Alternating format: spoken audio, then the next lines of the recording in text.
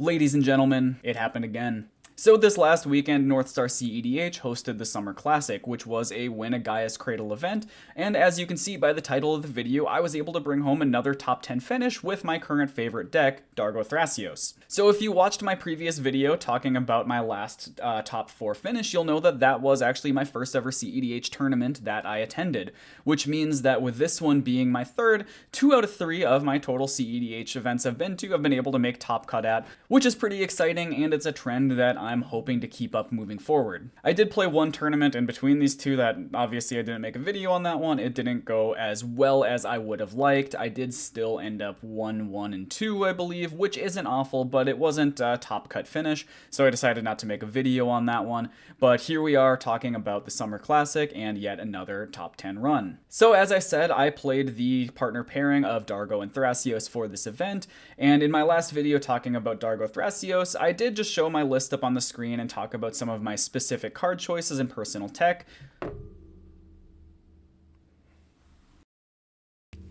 Mochi wants to be here for this. So in that other video I mentioned talking about my last top 4 run with Dargo Thrasios, I didn't really spend a whole lot of time going over an actual deck tech for the deck. I did show the list up on the screen and talk about some of my specific card choices of things that I chose to run in the deck that are maybe atypical in other Dargo Thrasios lists, but I didn't really go into an actual specific deck tech, which if you want to see that, I am actually going to go into a little bit of a more detailed deck tech at the end of the video, so if you want to see that and don't really care about the actual tournament report, you can go ahead and click forward to this timestamp right here. But with all that being said, I'll go ahead and just start talking about the event. So my round 1 was a bit of an unfortunate one. Sometimes there are games that just feel like there's nothing you could have done, and this was definitely one of those. I was on a mold of 5 here, and it was a somewhat unfortunate mold of 5. It's kind of a self-note to myself that sometimes a good 4 is going to be better than a mediocre 5, and I do think this game was definitely one of those cases where I should have mulliganed a little more aggressively and tried to get a better hand.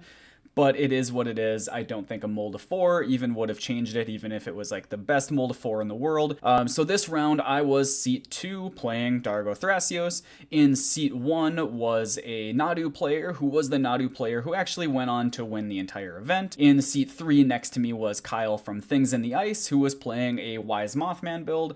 And in seat 4 there was an Atraxa. Anyways, so like I said, I was going second with a mold of 5, and the seat 1 Nadu player just had the absolute nuts. The guy had absolutely everything you could probably ever want. His turn 1 was a Nadu and an Apheto Alchemist, which is just crazy. When it got to his turn 2, he was able to just start tapping that Apheto Alchemist, getting an insane amount of value off it we all passed around our turn 2s. Nobody was able to really do much. During that time, he did also find a Shuko, which luckily I did keep a mental misstep myself, so I was able to stop the Shuko on his turn 3, but then he just immediately cast a Lightning Greaves, so what do you do? Anyways, though, with the Lightning Greaves, he was eventually able to get himself into a Scoot Swarm, which then, Scoot Swarm plus a free equipper with Nadu is essentially game over. So yeah, with Nadu, a free equip, and a Scoot Swarm, you're pretty much able to just combo through your whole deck. It's pretty much just over at that point, not really a whole lot that any of us could do. He ended up drawing through his whole deck, making infinite mana, and winning with Walking Ballista. So that game is what it is. I feel like there really wasn't a whole lot I could have done differently in that game. Sometimes a player just has the absolute gas, and there's not much you can do on a mold of 5 against that. But it is what it is. You just got to get back up on that horse and head into round 2. So going into round 2, I knew this was kind of a make or break. If I wanted to have a chance at making top cut, I pretty much needed to win this round. Luckily though, it was my turn to get the absolute gas. So in this round, going first was my friend Thor, who was playing Kinnan. In seat 2 was a Rocco player. I was in seat 3, and in seat 4 was another Rocco player. So my hand here was just insane. I had pretty much everything I could ever want. I didn't really have any interaction for the rest of the table, but I wasn't really worried about it when I was looking at my hand, and I was like, well, with this hand, I can go faster than everybody here, and I'm not worried about interaction out of either of the Rocco players, really. I can just kind of go for that really aggressive game plan here and try to combo out an early win, and not really worry about interaction. We're just going to try to jam it. So my opening hand, like I said, was insane. I'm pretty sure it was something like 2 lands, a Mana Crypt, an Arcane Signet, Worldly Tutor, Birthing Pod, and something else. I don't exactly remember, but I had pretty much everything I could ever want. So turn 1, I go like land, Mana Crypt, into Arcane Signet, into Thrasios. Then the other players just kind of just, play some generic stuff like lands, a couple dorks, some ramp here and there.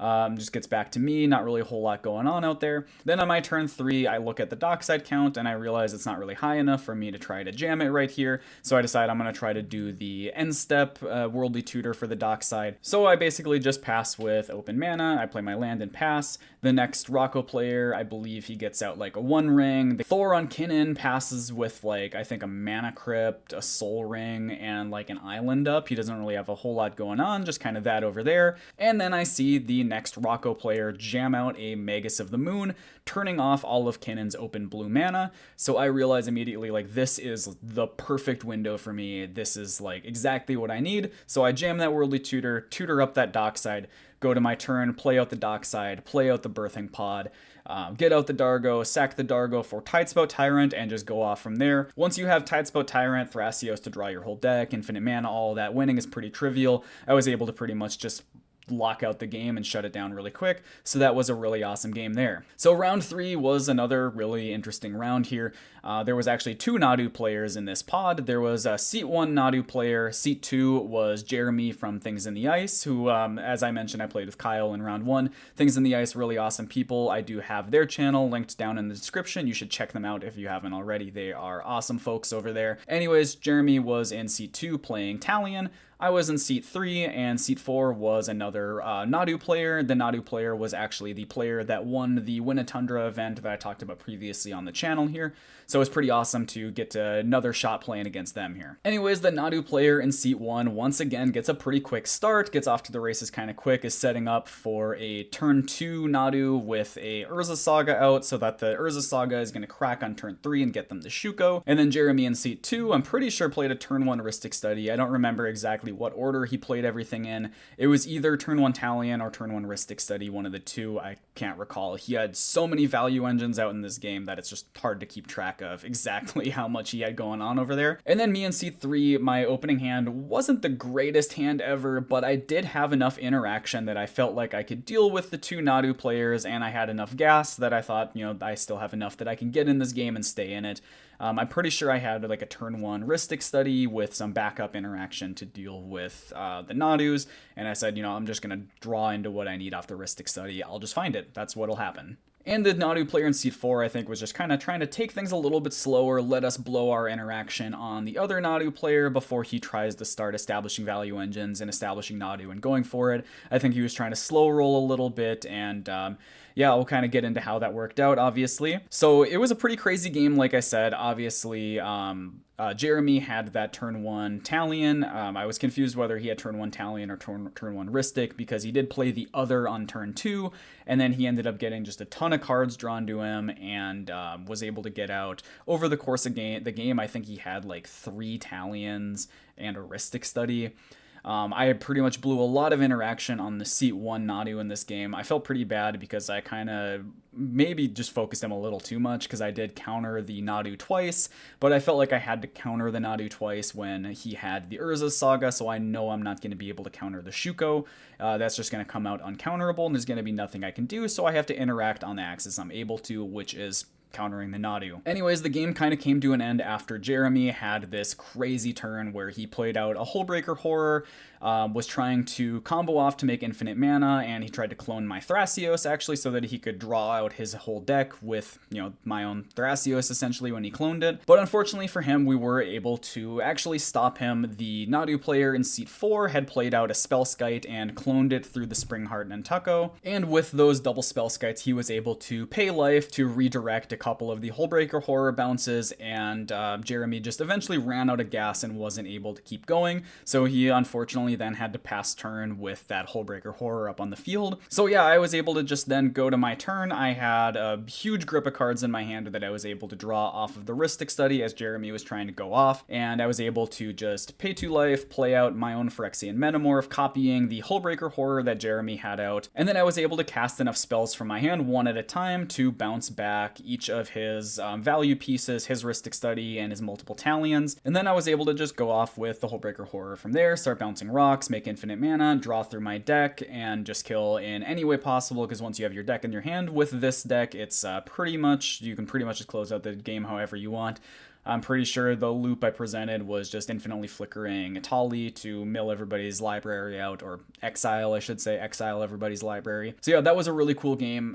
Really happy with how that one turned out. It was a ton of fun playing against Jeremy. That was my first time ever playing against Jeremy, and I'm hoping to get more games against him in the future. But yeah, we'll have to wait for future events for that.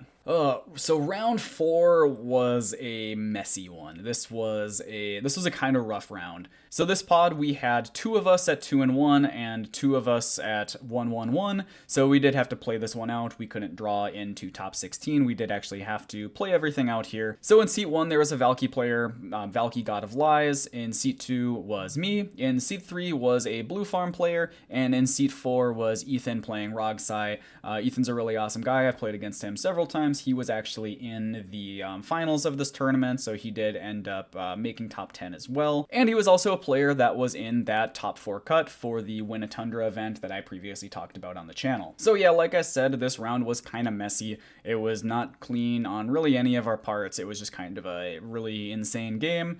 I think there was, a little bit of tiredness from the day. The Valky player in particular said he was playing on like 2 hours of sleep or something like that, so he was just absolutely exhausted this game. So the Valky player had a pretty, fast start. He had like land, ramp, an early Ragavan. Myself in seat 2, I think I had just like a slower start. I'm pretty sure I just had a turn 1 Thrasios. Turn 2, I used a flesh duplicate to clone the Blue Farm player's Crom. The Blue Farm player had, like I said, obviously they got Crom out, they had a Lotho, they had a bunch of stuff. And then in turn 4, Ethan on Rogsai ended up going for this aggressive Breach line, where he did get stopped with a Chain of Vapor, having Breach go back to his hand. But he had a ton of resources in the graveyard, and we knew that he was able to just jam that on his next turn. This next turn cycle, I believe this was turn 3, the turn 3 turn cycle, is where things started to get pretty messy. The Valky player ended up going to combat with Ragavan, swinging the Ragavan at, I believe he swung it at me, got through, made a treasure, was able to get a card off the top of my library, and then in second main, tried to jam out a dual caster mage combo. Not realizing that it was second main. He also tried to, like I said, he was on like 2 hours of sleep, so I think he was just completely out of it and tried to do it in like reverse order. He tried to play like dual caster, hold priority, then cast his copy spell. So yeah, it was just kind of a messy board state there. The judge ruled that the way we would resolve it is that he would just take the cards back into hand, and we would just play moving forward with the knowledge that he had that in the hand. So yeah, then in his second main, since he did have that mana up, he ends up casting Valky, which causes all of his opponents to reveal their hands. So we all reveal our hands, and we reveal that every single one of us has Protected Win in hand. I myself had Underworld Breach with a Song of Creation. I believe I also had a Gamble. The Blue Farm player had a Mnemonic Betrayal with a ton of cards available in everybody's graveyard. The Valky player had a Necropotence in his graveyard. The Rogsai had a Dark Ritual, Cabal Ritual, Rite of Flame, and like a ton of mana acceleration. So it was pretty obvious that if he resolved that Mnemonic Betrayal, he had a pretty clear win on his turn. And then, as I mentioned, the Rogsai player did have Underworld Breach with Counter Magic backup, so it was pretty obvious as well that he also had Protected Win on his turn, which is kind of an interesting spot. I should also state that the Rogsai player, Ethan, did have Mystic Remora out as well, so it wasn't safe for me to really go for win on my turn. Looking around the board state, I kind of decided I'm not going to go for this here because they have multiple sources of interaction, plus trying to play a Breach line into a Mystic Remora. I'd feel much safer trying to stop their wins on their turns and try to, hope it gets back to me and that I can pull out the win on my turn 4. But that's also kind of a gamble when I see everybody has Absolute Gas in their hand, but I figured that was my best bet at winning. Maybe should have tried jamming it. If I resolved that Song of Creation, I could end up drawing just a ton of cards and just outvaluing everybody and pulling off a win that way, but that's also kind of a risk and also non-determinative, so I decided to just play it safer. Anyways, then going next, the Blue Farm player kind of says, like, I need to use this Mnemonic Betrayal to force the Rogsai player to use their interaction so that we can stop Rogsai on their turn. So he plays out the Mnemonic Betrayal. As it is, he forces out the interaction from the Rogsai player.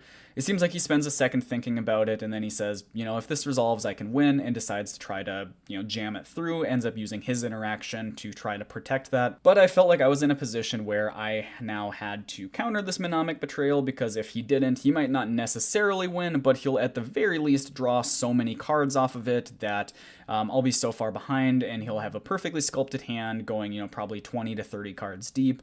I feel like there's not really a whole lot I'm going to be able to do, so I felt like I had to interact here.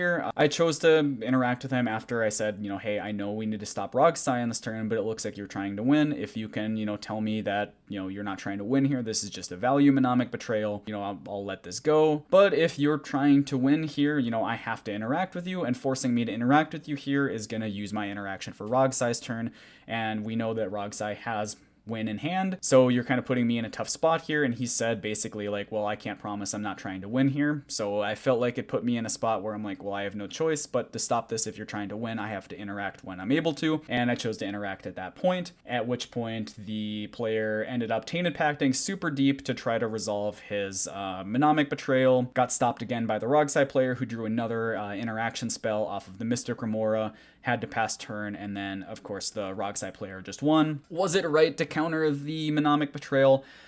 I don't know. Like I said, it's hard to say. He didn't necessarily 100% have win, but it was almost assuredly extremely likely, because he did have Tainted Pact in hand that we knew about. The Rogsai player had a bunch of fast mana and a Diabolic Intent in graveyard, and like I said, the Valky player had a Necropotence. So at the very least, he would have been able to sculpt a hand, like sculpt an insane hand that I wouldn't be able to win through, or he was going to win, which, let's be honest, you're probably just going to win there. It was just kind of a tricky situation. Still, over the last week, I've kind of been thinking about it. I'm not really sure what the right thing was. I think countering that when I did was probably the right play, but who knows? It was just a really complex board state, really tricky one, and anyways, though, all of us in that pod, except for the Valky player, did end up making top 10. The Blue Farm player and the Rogsai player played in their top 10 match, and I played against 3 players I hadn't played with at the event yet, so yeah, we moved into top 10 after that. Oh my god, this top 10 match was... I'll just say it was a 3-hour game. This was a 3-hour top 10 match that we played. It was a rough one. Like I said, I probably should have won it, probably around the hour and a half mark, but I kind of fumbled the bag and dropped the ball, and it is what it is. I'll talk to that when I get to it. I'll start by talking about how the game ended up the way it is. So in seat 1, there was a Derevi player who was playing essentially like a Derevi stacks list, which when the other decks at the table are seat 2, Krark Silas, seat 3 was me, which I have to cast a ton of spells in order to do any of my combos. And then in seat 3 was a Rogsai. That Archon of Emeria in seat 1, turn 1, is pretty crazy. Anyways, we spent a lot of time in this board state kind of locked down under the Archon of Emeria. I think to an extent everybody was kind of afraid to remove it, because all of us had kind of separately telegraphed, like, we all have gas in our hands and we just need that gone. So everybody was afraid to be the one to remove it and kind of open the floodgates on everything. We also had kind of a weird situation where both of the Grixis players had an Orcish Bowmaster, but they weren't wanting to kill each other's Bowmasters because they were wanting to try to use their Bowmasters to pick off things on the Derevi player's board together, kind of team up to remove some things there. But they also agreed not to remove the Archon because they were afraid of unlocking the other entirely to just go off and win the game. So yeah, it was a really weird board state, really weird game state that we found ourselves in. And the Derevi player, they also at one point had the Charismatic Conqueror out, where they were going to start making vampires every time we had a creature or artifact enter unless we tapped it. So then when I played out a Dockside on my turn and realized that they had this Conqueror out, I realized I can't have these treasures enter untapped, otherwise they're going to get like, I think it was 9 vampires with lifelink, which when you have Derevi, having those 9 attackers is kind of crazy, so I decided to tap my treasures and just hope to untap on my turn and win. So I was hoping to, on my next turn, play out the Goblin Bombardment, sack my 3 creatures, and kill the Archon of Emeria so that I would go off. The idea was that as soon as I started trying to do that, the Derevi player, who also had a Ranger Captain out, would see that I'm trying to go for the win and decide to sack their Ranger Captain in response, which, unbeknownst to them, would just completely unlock me to play out my combo uninterrupted, because I only needed to cast creatures for my combo because I had Birgi in hand.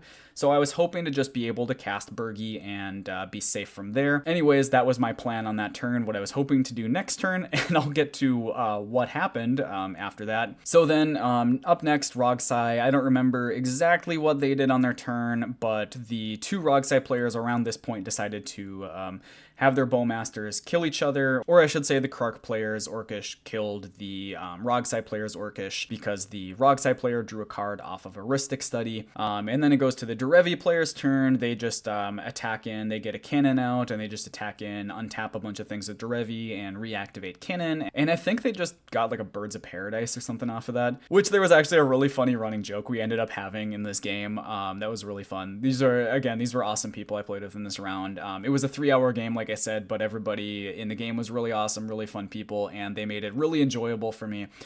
We had a running joke in the game about birds. Anytime the Derevi player would play a bird, we would just be like chanting bird, because they just had, for some reason, like a ton of birds in their deck. Like they played out through the course of the game, Aven Interrupter, Aven Mind Sensor, Birds of Paradise, and Derevi, so we were just joking that they were playing like this bird kindred deck. But yeah, anyways, really fun people. We had a lot of fun playing this game, even though it was a 3-hour game and we were all just exhausted by this point. But yeah, anyways. So yeah, once again, I don't remember exactly what the Krark player did on their turn. I don't remember if they played out a Dockside here or later. I'm pretty sure it was later that they played out a Dockside. Anyways, though, it gets to my turn and I play my Bombardment. It resolves. I start sacking creatures one at a time to start pinging down the Archon of Emeria.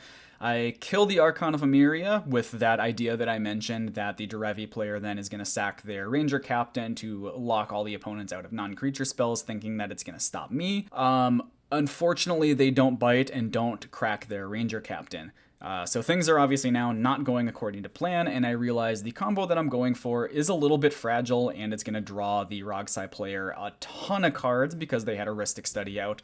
I was really hoping that Ranger Captain was going to be cracked here, so that I wouldn't have to worry about drawing that Rhystic Study a ton of cards, but as I said, they didn't take the bait, they didn't bite on it. I joked to them after the game that I was like, oh, I hate when people know how Dargo works. You had the read on Birgi, right? They did mention that they thought I might have Birgi in hand, and that's why they didn't crack it, and I was like, yeah, you have the read on Birgi. And they were like, yeah, the only reason I knew that is because I built Dargo Thrasios a couple weeks ago and played a few games on it. So I was kind of joking to them like, dang, I like playing this deck a lot more when people don't know how to play against it.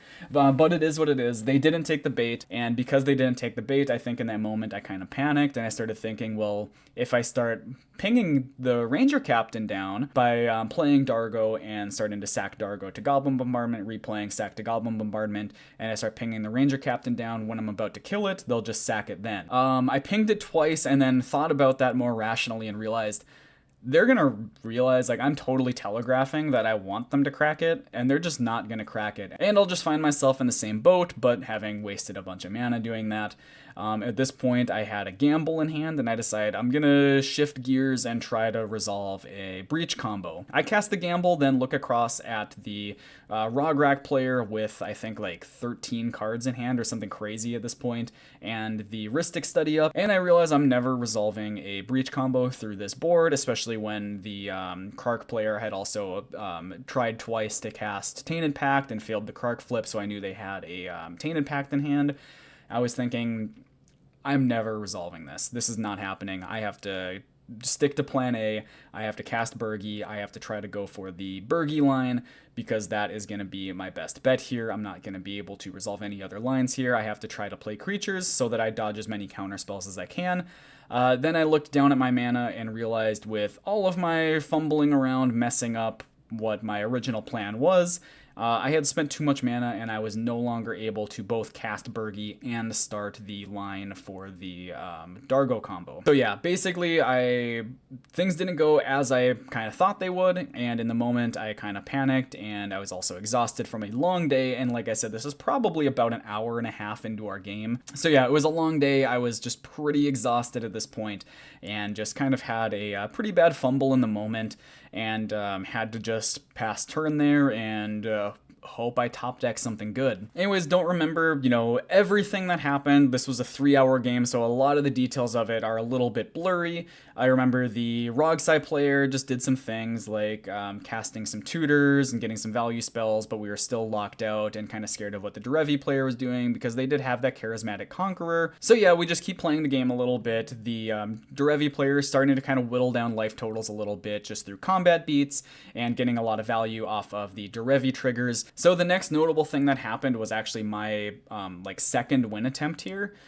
So it gets back to my turn, and I'm able to put a flesh duplicate on the stack because there's 2 dock sides out on the battlefield. There is my dock side and the Rogsai player's dock side, or maybe I think it was Rogsai player's dock side and Kark player's dock side. There was a lot of dock sides in this game. I think there was like 5 dock sides, and just nobody was able to actually convert off of it because stacks pieces from Derevi or just surplus of interaction from other players with the heuristic studies that were going around. But yeah, so with my flesh duplicate on the stack, the other players start talking and they think I'm going to resolve another dock side here and get a ton of value off of it. So they start using interaction to remove each other's dock side. They end up like deadly rollicking one and then winning the Kark flip and copying the deadly rollick to remove something else. And then yeah, basically they remove all the things that they think I would want to copy on the battlefield.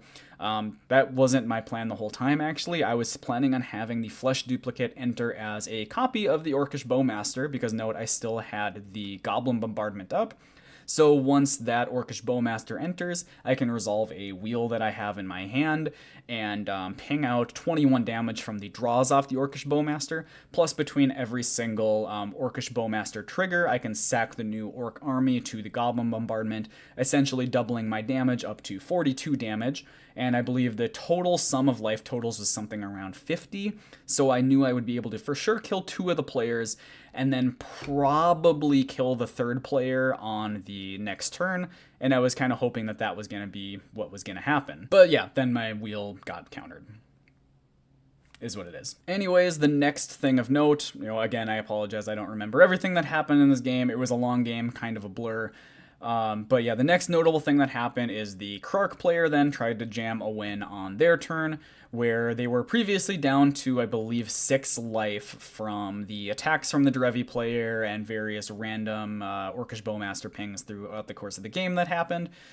So yeah, they were down to a very low life total, and they decided to try to jam a win. They were actually feeding cards to the heuristic study player through this, so I was actually able to do this kind of really weird line where I was able to sack an Orc army to the Goblin Bombardment, have the heuristic study player draw a card, create a new Orc, ping off of Orcish Bowmaster, sack the new army to ping again, and basically was able to deal exactly 6 damage to the Kark player with their win con on the stack, which was a really crazy turn of events. I wasn't expecting to kill somebody with an Orcish Bowmaster Goblin Bombardment going into this event, but yeah, sometimes that's just the way things work out, and you end up killing somebody in a way that you never thought you would with this deck. Anyways, it gets back to my turn, and I don't really have a whole lot to do, so I just finally play out my Bergie at this point. Arguably, I maybe should have played the Horn side of Bergie, but I played the Creature side of Bergie because I was like, well, it at least gives me a blocker for what the Derevi has got going on over there.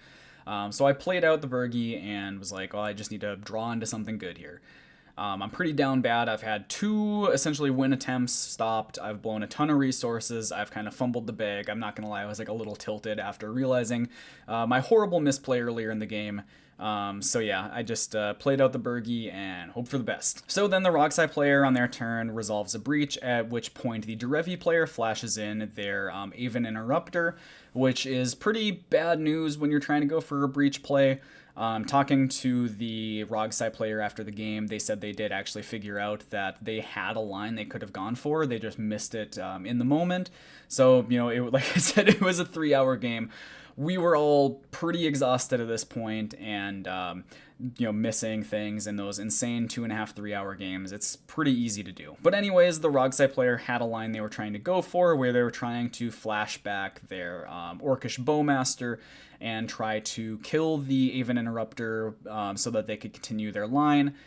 They missed that I still had their Goblin Bombardment and the Burgi though, so I was able to sack the Burgi and kill the Orcish Bowmaster that they had in response to them playing their own wheel, so they didn't get any pings, and I was able to stop their win by doing that. So yeah, they missed that I had my Goblin Bombardment on field, and they could have probably won the game had they remembered that and actually played through properly, and they also said that they missed a line that they should have played a little bit differently, but like I said, 3-hour game, crazy game, it is what it is. But yeah, then it finally gets back to the Derevi player's turn. They're finally able to find a Toski off the top, get out the Toski. I think they had at this point like 12 or 13 of the vampires from the Charismatic Conqueror, so they were able to just go to combat, get a ton of draws with the Derevi. In those draws, they found an Emil, and were able to start flickering the Derevi, untapping a guy's Cradle, make infinite mana, and we're finally able to close out the game and put us all out of our misery at that point. So yeah, big congrats to the Derevi player. I believe their name was Nigel. Really awesome player, really fun to play with. I appreciate all the players that were in this game, making this absolute 3-hour slog a lot more enjoyable to play through than it would have otherwise. We were having a lot of fun cracking jokes, but yeah, it is what it is. I did have that fumble, but it was just a long, complicated game. It is what it is, and I learn from it, and we keep on to the next one. So yeah, as I said, that was that was my tournament. My run came to an end there. If you do want to see the finals, I have a link to the Northstar cEDH YouTube page down in the description, where they do have the gameplay of the finals posted. I guess I did already spoil it in this video who wins, but yeah, if you want to go check it out, it was a pretty awesome game. Wish I could have been there, but it is what it is. Sometimes you fumble the bag, and yeah, just gotta learn from it. So I guess I'll go ahead now and go into my actual deck tech on Dargo Thrasios. So here we have my Dargo Thrasios. Once again, link to the deck down in the description if you want to take a closer look at it yourself. Unfortunately, don't have a primer written up for it. I would strongly recommend checking out Freedom Waffle's primer if you want to see a primer on this deck and learn a lot more about it. Freedom Waffle has a very thorough primer written up for the deck, and I would be lying if I said I didn't take a bit of inspiration from both Freedom Waffle and Manila Midget's lists when brewing my own, but I do have some of my own kind of unique choices within the decks. But yes, so this is my Dargo Thrasios list here, Lobsterman. If you're not familiar with Dargo as a commander, I'll kind of briefly talk about him because he is the main focus of the deck. He's the main reason we're here and why we're playing this. So Dargo is a giant pirate for 6 and a red, and he's a 7/5. So Dargo also says, as an additional cost to cast this spell, you may sacrifice any number of artifacts and or creatures, and the spell costs 2 less to cast for each permanent sacrifice this way, and it also costs 2 less for each other artifact or creature you sacrifice this turn. This means that essentially our Jewel Lotus cracks for 5 mana if we're casting Dargo. This means that our treasures count for 3 mana if they're being spent to cast Dargo. This means that any of our unused mana dorks or excess creatures we have on the battlefield that we don't care about, we can sacrifice to play Dargo. One thing to note with this is that cost reduction does remain on him even if he goes back to the command zone. So if you sacrifice a bunch of things, get him down to costing only 1 red mana, and then sacrifice him to something like a Goblin Bombardment or a Life's Legacy and send him back to the command zone, he'll still only cost 1 red because he counts himself being sacrificed on the field towards his cost reduction. So this lets you do some pretty crazy stuff with the aforementioned cards, like I mentioned, with Burgi, Goblin Bombardment, and Life's Legacy, but I'll get more into that after this, where I talk about the specific combos within the deck. I'll just kind of start going over the 99 of cards here. So anyways, Lobsterman, as I said, going down, obviously we got the Invasion of Ikoria. Not much to say about that. Going into creatures, we have some pretty cool stuff that we play in this list here. We have the Burgi, God of Storytelling, which I talked about, came up in my top 4, where I kind of misplayed a little bit. When I go into the specific combos of the deck in a little bit here, I'll talk about how the Burgi combo exactly works and discuss everything there. So obviously, we're also on Displacer Kitten in this list. We have several really good targets for Displacer Kitten here. As I said, here we have the Dockside Extortionist. We also also have Eternal Witness, we have the Imperial Recruiter, we have a bunch of clones, and we also are on Atali in this list, which I guess would be my next kind of card of note. Not a lot of Dargo Thrasios players are on the Atali. I really like it. It might be something I end up cutting down the road because it is kind of a greedy card, I will say that. It's not always the best card that you want to see in your hand, but I played it because it's kind of a pet card of mine. I absolutely love Atali. Playing out Atali and Displacer Kitten at the same time is just crazy and absolutely should win the game. But unfortunately, I haven't been able to actually see that combo together in a tournament setting yet. I have had it in a couple times in playtesting, and it's a ton of fun to resolve. It's just absolutely insane. But yeah, Atali, a little bit of a greedy card. I do like playing it quite a bit, but that might be something I cut in the future. But for right now, I'm still on the Atali. But yeah, so we're on all three clones here. We're on Flesh Duplicate, Phantasmal Image, and Phyrexian Metamorph. Clones are really good in this deck, especially ones that can be used with things like the Displacer Kitten. And clones in cEDH are just, generally insanely high value cards. They can do so much when everybody's playing, these crazy things like your Dockside Extortion, your Orcish Bowmasters, things that can almost turn into a secondary win con in the right board state. We're also on Kinnan here, obviously. Kinnan in a Teamer deck is just, kind of crazy. Kinnan in general is a crazy card, being able to double up all of our dorks and all of our rocks, which if you look over at the artifacts, we are on a pretty extensive mana rock package here. Also on the Basalt Monolith so that we can make infinite mana for the Thrasios. I know a lot of Dargo Thrasios pilots have moved off of playing the Basalt Monolith. I just really like playing it because it's an easy A+B that we can play in the 99 that is pretty easy to assemble, and we can very easily just play it out and just straight up win the game off Thrasios.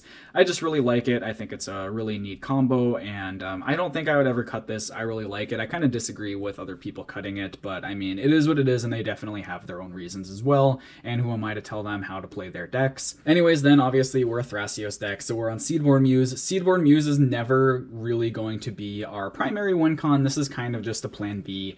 I always like to say this is primarily a Dargo combo deck that has Seedborn as well in the deck for the times when we draw it and we have an excess of mana with Thrasios.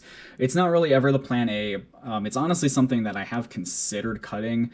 As of right now, I'm leaning towards not cutting it, but you never know. That could always be something I change my mind on in the future. It does get a ton of value when it sticks around on the field with either Kinnan or Thrasios up, but it doesn't really come up for me often in my games, and it's not something I'm really actively looking for a lot of the times, so sometimes I consider if I would be better off just playing another Dargo combo piece or some more consistency or maybe some other card advantage engines. As I said, for right now though, we're on it still. And then Spellseeker, which I think I forgot to mention in the Displacer Kitten section, but Displacer Kitten plus Spellseeker does some pretty insane stuff if I'm being honest, and when I get to the combo section of talking about the combos in this deck, I'll kind of go into a little bit more detail. I did mention in the tournament report here that I did win a game with Tidespout.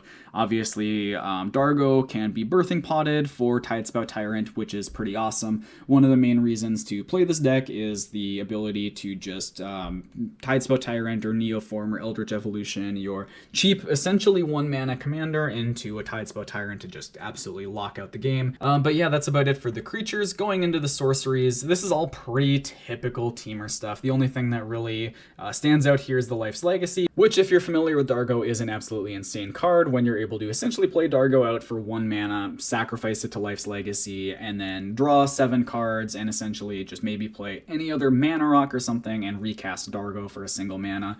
This card's pretty insane. It also can do some pretty crazy stuff with like Displacer Kitten plus Eternal Witness. If you have Dargo down to just costing that 1 mana, you can do some really crazy lines with that.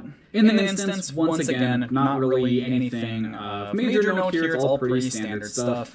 I guess the only things to really note is that we are on Lightning Bolt because of the line that you can do with Displacer Kitten and Eternal Witness for Lightning Bolt, and then we are also on Snap for the same reasons of Displacer Kitten plus Eternal Witness going infinite with Snap if you have something like a Gaea's Cradle out. Artifacts, of course, were on that 1 ring. The only real standout thing here is that we're on the Basalt Monolith. For the Kinnan combos, we're on the Birthing Pod for what I talked about in the creatures with Dargo plus the Tidespout Tyrant.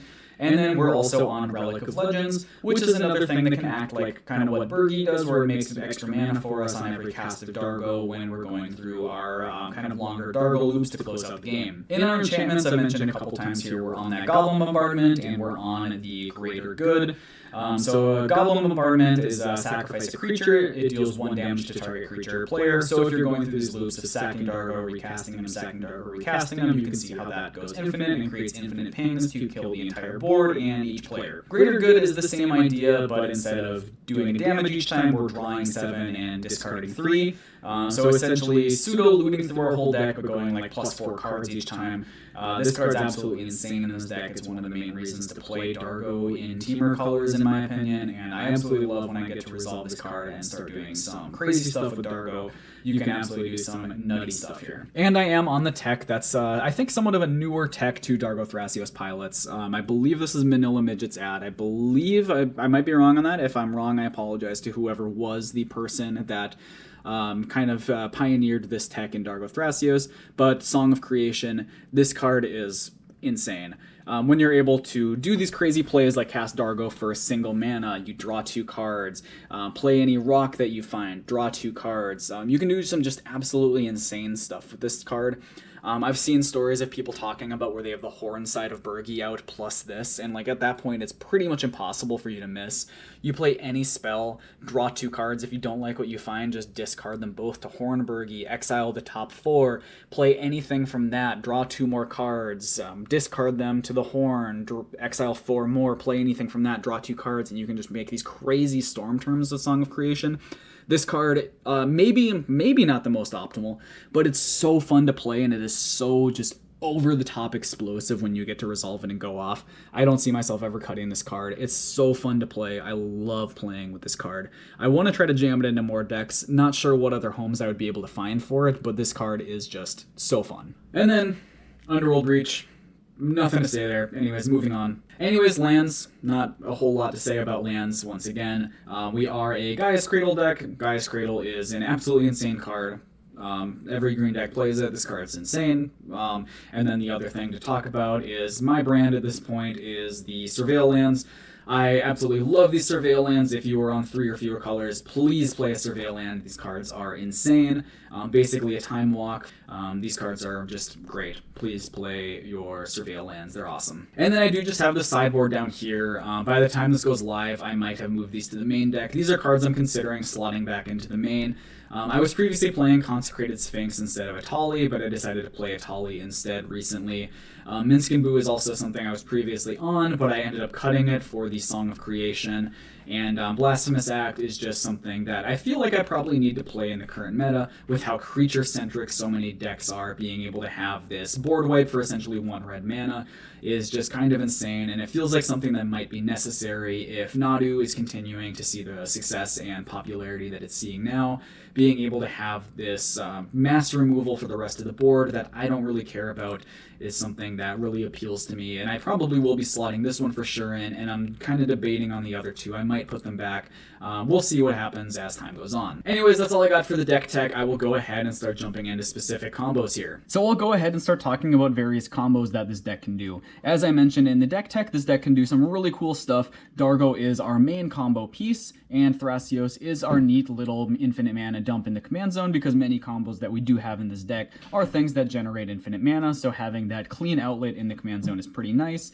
Being able to pair an outlet with a combo piece both out of the command zone is pretty awesome. So as I mentioned, Dargo is our main combo piece, so knowing how Dargo works and being able to effectively utilize Dargo and do what we call Dargo math, pretty important on knowing how to play the deck. So I already talked about it a little bit in the deck tech, but I'll kind of go over it again. So Dargo costs 2 less for every artifact or creature that we've sacrificed this turn, and he can also sacrifice creatures to cast himself. So if you have a bunch of mana dorks on field that you don't need, you can go ahead and just sack them all and cast the Dargo. But also if we have, say, 3 treasures, and Dargo is in our command zone, we can go ahead and sacrifice 3 treasures, floating 3 red mana, which will make Dargo cost 6 less, so we can cast him for a single red, getting our Dargo to the battlefield, and now he only costs 1 red. What we can do with this is we can do some really neat loops with things like the Greater Good or the Goblin Bombardment that I mentioned in the deck tech. So you can imagine if we have, for example, something like Greater Good that says sacrifice a creature, draw cards equal to its power, then discard 3 cards.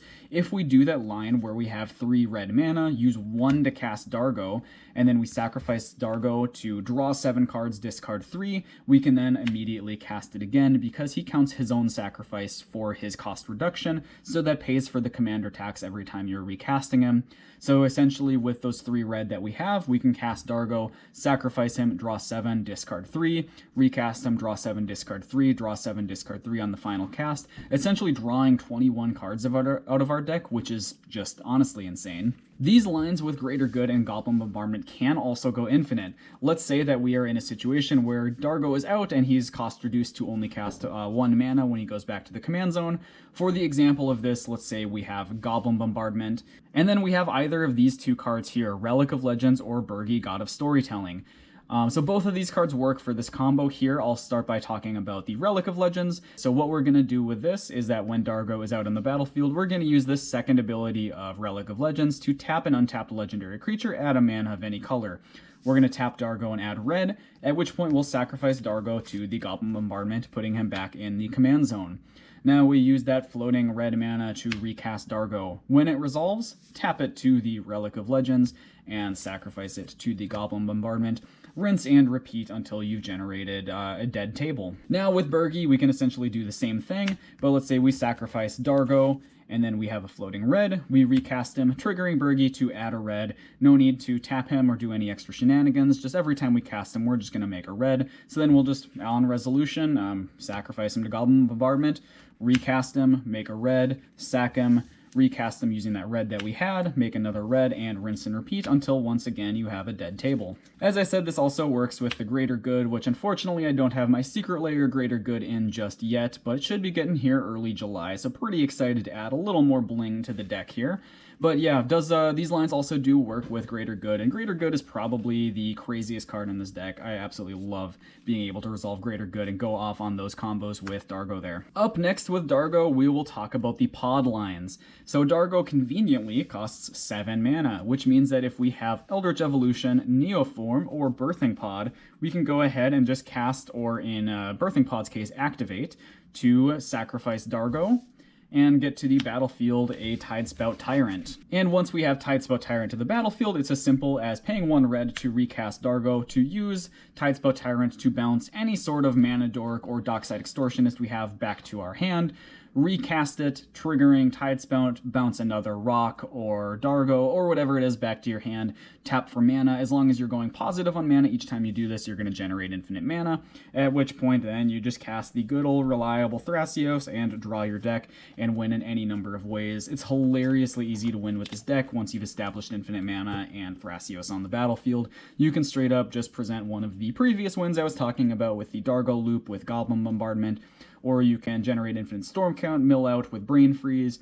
You can you can present a loop of infinitely flickering Itali to mill out everybody's library. You can just do some pretty cool stuff with this deck. Alright, so up next I'm going to talk about some of the things that we can do with Eternal Witness in this deck. So this deck can do some pretty neat things with Eternal Witness. First of all, I will show the line that we can do if we have Eternal Witness plus Snap. So let's say we're in this board state where we have 5 total creatures. It could be any creatures, and just one of them has to be Eternal Witness. We also need Gaea's Cradle and any land that can make blue. For this example, I chose Thundering Falls because you know how I feel about the Surveil lands. Anyways, what we're going to do here is we're going to tap our Gaea's Cradle to make 5 green mana. We're going to tap this for blue, and we'll cast the Snap, targeting the Eternal Witness.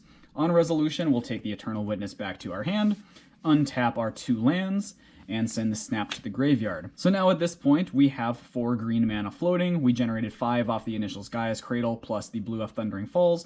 We used 1 green and 1 blue to cast the Snap. So now at this point, with 4 mana floating, we'll spend 3 of it to recast Eternal Witness. Eternal Witness will enter and we'll return Snap to our hand. Having 1 green floating, we'll now tap to make another 5, plus a blue, snap the Witness back to our hand, untap 2 lands, and rinse and repeat, generating infinite green mana, at which point we have the infinite mana outlet of Thrasios here. Alright, so the next thing that we can do with Eternal Witness that's kind of neat is that Eternal Witness plus Displacer Kitten can be a win on its own. This can win in 2 different ways. This is with Lightning Bolt, plus either of Jessica's Will or Lotus Petal. So I'll go ahead and I'll talk about the idea with Lotus Petal, since that is the easier of the 2 to execute. They're both effectively the same, just Jessica's Will requires a little bit more mana, and it needs to have an opponent with at least 4 cards in hand. You should be able to always find at least 4 from somebody, but Lotus Petal is just the cut and dry easiest one. So for the sake of this example, I'll just use Lotus Petal. So what we're going to do in this situation is we're going to be here. We're going to say we have Lotus Petal on battlefield to Displacer Kitten Eternal Witness. We're going to crack Lotus Petal for a red mana to cast Lightning Bolt. This is going to trigger Displacer Kitten, flickering Eternal Witness, at which point Eternal Witness, when it re-enters, will return Lotus Petal to our hand. Lightning Bolt will resolve and dome somebody for 3 damage. We'll cast the Lotus Petal, again triggering Displacer Kitten, targeting Eternal Witness to flicker it and return the Lightning Bolt to hand. Crack for red, cast the Bolt, trigger the Kitten, flicker the Witness, return the Petal, resolve the Bolt, cast the Petal, trigger the Kitten, flicker the Witness, return the Bolt, rinse and repeat until you've killed the table. So the Bolt combo isn't the only way that our Kitten can be deadly. So Kitten can do some really interesting non-determinative lines with Dockside Extortionist and Thrasios. If Dockside is making at least 5 or 6 treasures, you can cast Dockside, activate Thrasios, trying to find some sort of cheap spell to cast to trigger Kitten, flickering Dockside, making 5 to 6 more mana, sinking 4 back into Thrasios, keep looking for cheap spells and trying to chain together a line to win that way. Again, non-deterministic, so I'm not going to really walk through it much here, but it is an option and it's a pretty awesome combo to play through. This gets extremely potent if you have something like that Song of Creation out. If you have Song of Creation plus this combo, it's pretty much impossible to lose the game. That combo is insane. Part of the reason I really advocate for playing Song of Creation, plus Song is just fun. It's a fun card. So Eternal Witness isn't the only way that our Kitten can be deadly. Kitten also can pair nicely with Spellseeker to do some really interesting lines. So in this setup, we're going to assume we have a few mana rocks out here. Let's just say we have Mana Crypt, Soul Ring, and Mox Diamond. So what we're going to do here is we're going to cast our Spellseeker. When it enters the battlefield, we'll tutor a Noxious Survival to our hand, at which point we will pay 2 life to cast Noxious Survival, targeting a card in our graveyard. It doesn't really matter which card. In Freedom Waffles Primer, where he talks about the specific combo, he does mention that it's best to have a mana-positive rock as your target in the graveyard, but it's not always necessary. You can still do the combo without it. It just is best if you have that as an option. So when we cast the Noxious Survival, Displacer Kitten's going to trigger, flickering Spellseeker once again. With this new Spellseeker tutor, we're going to find a Chain of Vapor. So the Noxious Survival resolves and we get our Chain of Vapor to hand. At this point, we're going to cast the Chain of Vapor, targeting any of our mana rocks. Let's say we target our Mana Crypt. On the cast of the Chain of Vapor, the Spellseeker is going to flicker. With the Spellseeker flicker here, we're going to find ourselves a Life's Legacy. Once that chain of the Spellseeker and the Displacer Kitten resolves, we'll go ahead and resolve our Chain of Vapor, bouncing our Mana Crypt back to our hand. At which point we'll sacrifice lands to also return our Mox Diamond and our Soul Ring back to our hand. At this point, we'll allow the Chain of Vapor to fizzle and go to the graveyard. So from here, we're going to go ahead and just start playing out all of our mana-positive rocks again. We're going to go ahead and we're going to play Mana Crypt. We'll trigger Displacer Kitten here, flicker Spellseeker, and get really anything. It doesn't really matter. Probably best to get like a counter spell to try to protect your combo. After this first cast, though, we'll tap this for mana, and let's say we cast the Soul Ring. We'll trigger Displacer Kitten, and with this, we'll flicker the Mana Crypt, still having 1 colorless floating. We'll then go ahead and cast the Mox Diamond. Displacer Kitten will trigger. We'll flicker the Mana Crypt, float mana to it, so we should have 3 mana floating now. Untap it. Now we have a bunch of mana available. So once we have all of our rocks played out and a ton of mana floating to ourselves, we can go ahead and cast Dargo, either by sacrificing, say, the Spellseeker and something else, or just however you want to. You can also sacrifice rocks if you need, but we'll get Dargo out somehow. We'll cast Life's Legacy, sacrificing the Dargo to draw 7 and discard 7. And at this point, once you've drawn 7 cards off the Life's Legacy and you have that Displacer Kitten plus your rocks, it's usually pretty easy to piece together some sort of combo here to close out the game. This is just a really kind of bread and butter line that's really important to know with Spellseeker and Displacer Kitten. Again, another non-determinative thing, but definitely a good bread and butter piece to know. I've definitely used this in several of my games to piece together wins. It all kind of depends on what you draw from this point, but but that's the gist of how you get things rolling. On the topic of Spellseeker, let's say you find yourself in a position where you're able to cast a Spellseeker. We can then find a Neoform to our hand. Once we have that Neoform in hand, we can go ahead and sack the Spellseeker and, some other stuff, whatever. We'll just float some mana here, sack that. We'll cast out Dargo, and then we're able to go ahead and just cast the Neoform to get our Tidespout Tyrant. Once we have the Tidespout Tyrant, it's as simple as recasting the Dargo for a single red mana, triggering the Tidespout Tyrant, bouncing something to hand, recasting it, continuing the chain, and going off to the races to generate infinite mana. Alright, so that's all I got for the deck tech. As you can see, there's a ton of layered combos that you can do in this deck. There's a lot going on under the hood, and I've still even barely scratched the surface of the things you can do in this deck with what I've showed so far. So please give this deck a shot. If at all it seems interesting to you, this deck does some really awesome, really crazy stuff. It's really rewarding to play, and Dargo has quickly become my favorite partner commander in the game. So yeah, he's super awesome. Please try him. He plays Mardu, he plays Jund. This is the teamer list. I personally really like the Mardu, and I'll be showcasing that on the channel at some point as well in the future. But yeah, it's a really awesome deck. You should definitely try it out. Once again, before I go, shout out to Andrew from North Star cEDH. If you want to check out his channel, check it out down in the description. I do have the top 4 of this event I was talking about today down there. So he does, like I said, really awesome content, really awesome work for the cEDH community in Minneapolis. So please check him out, show him some support, and yeah, that's everything I have for today. As always, thank you for watching. If you like the content, like and subscribe. It does mean so much to me that all of you guys are showing me support. So yeah, thank you for watching, and we'll see you next time.